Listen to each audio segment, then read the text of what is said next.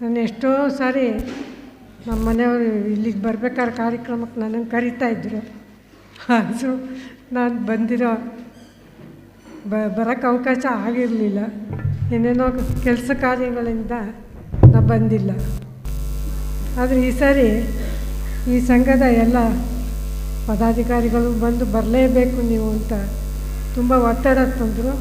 ಅದರಿಂದ ಒಂದು ಸಾರಿ ನಾನು ಹೋಗಬೇಕಲ್ವ, ಇದು ಹೇಗೆ ನಡೆಯುತ್ತೆ, ಹೇಗೆ ಮಾಡ್ತಾರೆ, ಎಲ್ಲಿದೆ ಅಂತ ನೋಡುವ ಒಂದು ಕುತೂಹಲದಿಂದ ನಾನು ಒಪ್ಕೊಂಡು ಇಲ್ಲಿಗೆ ಬಂದಿದ್ದೀನಿ.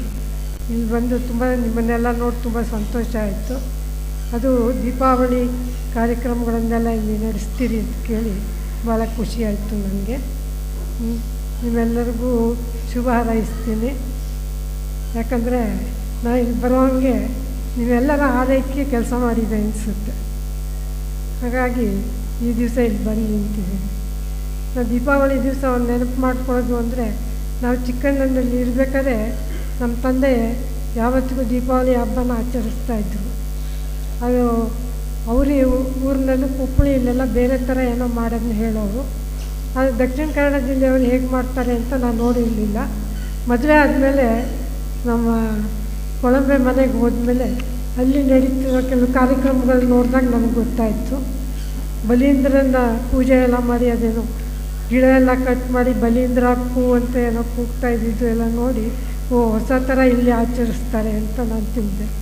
ಆದರೆ ನಮ್ಮ ಮನೆಯಲ್ಲಿ ನಾವು ತುಂಬ ದೀಪಗಳನ್ನು ಹಚ್ಚೋ ಮೂಲಕ ಈ ದೇವ್ರ ಪೂಜೆ ಮಾಡಿ ಎಲ್ಲ ಮಾಡಿ ರಾತ್ರಿ ಹೊತ್ತು ತುಂಬ ದೀಪ ಮನೆಯೆಲ್ಲ ಚೆಂದ ಕಾಣೋಂಗೆ ಅಲಂಕರಿಸೋಂಗೆ ಹಣತೆ ದೀಪ ಎಲ್ಲ ಮಾಡಿ ಹಚ್ತೀವಿ.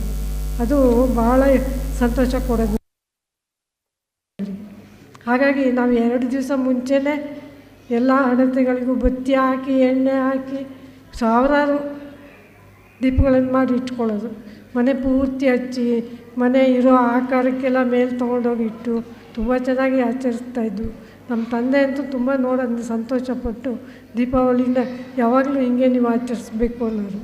ಆಮೇಲೆ ಕೆಲವು ಸಾರಿ ಯಾರು ಸಾವು ಏನಾದ್ರು ಉಂಟಾದಾಗ್ಲೂ ನಮ್ಮ ಅಜ್ಜಿನೂ ಹೇಳ್ತಿದ್ರು ಅಂತ ನಮ್ಮ ತಾಯಿ ಹೇಳೋರು.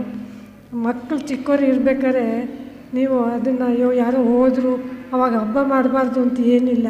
ಅವ್ರ ಪಾಪ ದೀಪಾವಳಿನ ಸುತ್ತಮುತ್ತ ಎಲ್ಲ ಮಾಡ್ತಿರ್ಬೇಕಾದ್ರೆ ಅವ್ರಿಗೆ ನಿರಾಸೆ ಆಗುತ್ತೆ.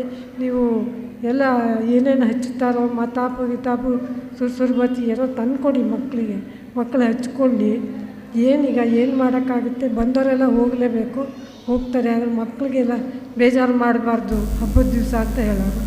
ಹಾಗೆ ನಮ್ಮ ಅಜ್ಜಿ ಹೋದಾಗ್ಲೂ ನಮ್ಮ ತಂದೆನೂ ಅದೇ ಥರ ಹೇಳೋದು, ಮಕ್ಕಳಿಗೆಲ್ಲ ತಂದು ಕೊಡೋಣ, ಅವ್ರು ಹಚ್ಕೊಳ್ಳಿ, ಅವರು ಪೂಜೆ ಮಾಡೋಕ್ಕೇನು, ದೇವ್ರ ಪೂಜೆ ಮಾಡೋದು ಎಲ್ಲರಿಗೂ ಒಳ್ಳೆಯದಾಗಲಿ ಅಂತ ತಾನೆ ಅಂತ ಹೇಳ್ತಾಯಿದ್ರು. ಹಾಗೆ ನಮ್ಮ ತಾಯಿ ಹೋದ್ಮೇಲೂ ನಮ್ಮ ತಂದೆಯವರು ಪ್ರತಿ ಹಬ್ಬದಲ್ಲೂ ಹಚ್ಚಿ ಅಂತ ಹೇಳ್ತಾಯಿದ್ರು. ಮಕ್ಕಳಿಗೆಲ್ಲ ತಂದು ಕೊಡ್ತಾಯಿದ್ರು, ಹಚ್ತಾಯಿದ್ರು. ಅವ್ರಿಗೆ ತುಂಬ ಸಂತೋಷ ಆಗೋದು. ಎಲ್ಲ ಹಚ್ಚಿ ಎಲ್ಲ ಮಾಡಿ ಅದನ್ನು ನೇರವಾಗಿ ನೋಡೋಕ್ಕಾಗದೆ ಬೇರೆ ಕಡೆಯಿಂದ ನೋಡ್ತಾ ಇದ್ದಾರೆ ಅಂತ ಭಾವಿಸಿ ನೀವು ನೋಡಿ ಅವರು ಸಂತೋಷ ಪಡ್ತಾರೆ ಅಂಥೇಳಿ ಅಂತ. ಹಾಗೆ ಇನ್ನೊಂದು ಇನ್ಸಿಡೆಂಟ್ ನಡೀತು.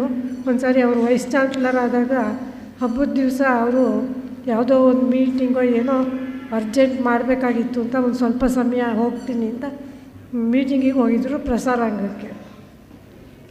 ನಾವು ಎಲ್ಲ ದೀಪ ಹಚ್ಚಿ ಎಲ್ಲ ಮಾಡಿ ಅವ್ರು ಬರೋ ಟೈಮು ಅದೆಷ್ಟೋ ಗಂಟೆಗೆ ಬರ್ತೀನಿ 6:45 ಅಂತ ಹೇಳಿದರು. ನಾವೆಲ್ಲ ಹಚ್ಚಿ ಭಾಳ ಸಿದ್ಧವಾಗಿ ಅವ್ರು ಬಂದು ನೋಡಿದ್ರು ಹೊಸ ಥರ ದೀಪ ಇಟ್ಟಿದ್ದೀವಿ, ಭಾಳ ಖುಷಿಯಾಗುತ್ತೆ ಅಂತ ಭಾಳ ಸಂತೋಷ ಪಡ್ತಾಯಿದ್ವಿ. ಅಂಥ ಸಂದರ್ಭದಲ್ಲಿ ಅವ್ರಿಗೆ ಬರೋದು ಲೇಟ್ ಆಯಿತು. ಲೇಟ್ ಆಗಿದ್ಲು. ಆವಾಗ ನಮ್ಮ ಮನೆಯಲ್ಲಿ ಒಂದು ಫೋನ್ ತಂದು ಇಟ್ಟಿದ್ರು ವೈಸ್ ಚಾನ್ಸಲರ್ ಆದ್ದರಿಂದ. ಅದಕ್ಕೆ ನಮ್ಮಮ್ಮ ನಮ್ಮಿಬ್ಬರು ಕಾತರ ನೋಡಿ, ನಾವಿಬ್ಬರು ಹೆಣ್ಮಕ್ಳೇ ಮಾಡ್ತಾಯಿದ್ದಿದ್ದೆಲ್ಲ, ನಾವು ಕಾತರ ಒಂದು ನೋಡಿ ಫೋನ್ ಮಾಡಿ ನೋಡಿ ಬರ್ತಾರೆ ನಿಮ್ಮ ಅಣ್ಣ ಬೇಗ ಅಂತ ಹೇಳಿದ್ರು. ನಮ್ಮ ತಂದೆ ನಾವೆಲ್ಲ ಅಣ್ಣ ಅಂತಲೇ ಕರಿತಾಯಿದ್ವಿ. ಅವಾಗ ಎಷ್ಟು ಫೋನ್ ಮಾಡಿದ್ರು ಅವ್ರು ಫೋನ್ ಎತ್ತಲಿಲ್ಲ. ಆಮೇಲೆ ಏನು ಮಾಡೋದು ಅಂತ ಸುಮ್ಮನಾದ್ವಿ. ಒಂದೊಂದೇ ದೀಪಕ್ಕೆ ಕಡಿಮೆ ಆಗ್ತಿದೆ ಅಂತ ಎಣ್ಣೆಯಲ್ಲೂ ಹುಯ್ದ್ವಿ, ಏನೇನೋ ಮಾಡ್ತಾಯಿದ್ವಿ ನಾನು ಅಕ್ಕ. ಅಷ್ಟೊತ್ತಿಗೆ ಆಮೇಲೆ ಬಂದರು ತಂದೆಯವರು. ಅವರಿಗೆ ಸುದ್ದಿ ಗೊತ್ತಾಯಿತು. ಇವಾಗ ನಂಗೆ ಮೊಬೈಲ್ ಇರಲಿಲ್ಲ, ಆವಾಗ ಲ್ಯಾಂಡ್ಲೈನ್ ಇದ್ದಿದ್ದು. ಮನೆಯಿಂದ 3-4 ಸಾರಿ ಬಂದಿತ್ತು ಫೋನು ಅಂತ ಅವ್ರಿಗೆ ಸುದ್ದಿ ಗೊತ್ತಾಯಿತು. ತಂದೆಯವರು ಭಾಳ ಗಾಬರಿಯಿಂದ ಮನೆಗೆ ಬಂದರು. ಬಂದು ಇಳಿದ ತಕ್ಷಣ ಎಲ್ಲರೂ ಚೆನ್ನಾಗಿದ್ದೀರ ತಾನೆ, ಸರಿಯಾಗಿದ್ದೀರಾ ಅಂತ ಅಂದರು. ಹ್ಞೂ ಯಾಕೆ ಅಂತ ಕೇಳೋದು. ಅದಕ್ಕೆ ಏನಿಲ್ಲ, ಎಲ್ಲರೂ ನೀವು ದೀಪ ಗೀಪ ಹಚ್ಕೊಂಡು ಏನಾರು ಅನಾಹುತ ಮಾಡಿಕೊಂಡು ಬೆಂಕಿ ಗಿಂಕಿ ಏನಾದ್ರು ಸುಟ್ಕೊಂಡ್ರ ಅಂತ ನನಗೆ ಭಯ ಆಯಿತು. ಯಾಕಂದರೆ ನನ್ನ ಜೀವಮಾನದಲ್ಲೆಲ್ಲ ನಾನು ತುಂಬ ನೊಂದುಬಿಟ್ಟಿದ್ದೀನಿ. ನಾನು ಈ ಥರದನ್ನೆಲ್ಲ ನೋಡಿ ನೋಡಿ ನನಗೆ ತುಂಬ ಗಾಬರಿ ಆಗಿಬಿಡುತ್ತೆ. ಅದಕ್ಕೆ ನಿಮ್ಮ ಫೋನ್ ನೋಡಿಬಿಟ್ಟು ನಾನು ಭಾಳ ಗಾಬರಿ ಆಗಿಬಿಟ್ಟೆ, ಇದು ಏನಾಯಿತೋ ಏನೋ ನಿಮಗೆ ಅಂತ ಹೇಳಿ. ಆದ್ರೆ ಮನೆಗೆ ಬಂದು ನೋಡಿದೆ, ಸದ್ಯ ಏನೂ ಆಗಿಲ್ಲ, ದೇವ್ರ ಕೃಪೆಯಿಂದ ಎಲ್ಲರೂ ಸರಿಗೆ ಇದ್ದೀರಿ. ಅದಕ್ಕೆ ನಾವು ದೀಪ ಹಚ್ಚೋದನ್ನ ನೀವು ನೋಡಿ ಆರೋಗ್ತಿದೆ, ತುಂಬ ಮುಂಚೆ ದೀಪ ಹಚ್ಚಿಬಿಟ್ಟಿದ್ದೀವಲ್ಲ ಅದಕ್ಕೋಸ್ಕರ ಅಂದರು. ಆಮೇಲೆ ತಂದೆಯವರು ಸಂತೋಷದಿಂದ ಎಲ್ಲ ಮಾಡಿದ್ರು. ನಿಮ್ಮೆಲ್ಲರ ಜೀವನನೂ ಈ ಜ್ಯೋತಿ ಬೆಳಗೋ ಹಾಗೆ ನಿಮ್ಮ ಜೀವನ ಎಲ್ಲ ಬೆಳಗಲಿ, ನಿಮಗೆ ಒಳ್ಳೆಯದಾಗಲಿ ಅಂತ ಹೇಳಿದ್ರು ನನಗೆ. ಅದೇ ಥರ ಇವತ್ತು ನೀವು ಎಲ್ಲ ದೀಪಾವಳಿನ ಆಚರಿಸ್ತಾ ಇದ್ದೀರಿ.